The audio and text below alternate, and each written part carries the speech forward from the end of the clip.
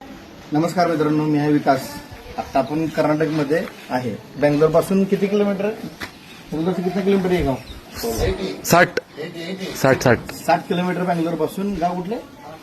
Total Gatta गाव. त्या गावामध्ये आपण गाय खरेदी करण्यासाठी आलोय. आता ही एपीएसचं कालवड आहे.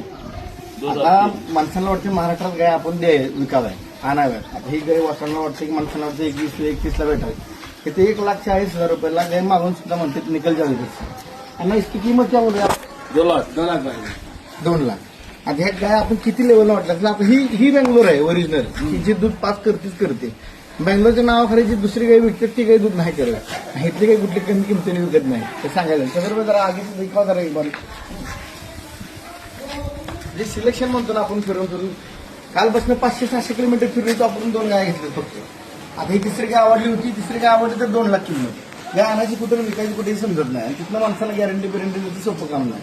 सांगायचं तेच होतं की सिलेक्शन ही क्वालिटी फक्त. ही गायची बघा बॉडी स्टेटला सगळं तिथं 2 दात वासरू 2-3 वेळ तर काढून हे माणसाचं कधी जो घेईल तर कधीही 2 पैसे वाढवून देतात अशी गाय आहे. मग चांगल्या क्वालिटीची गाय घ्यायला तुम्हाला 100% चांगले पैसे लावायला लागतात.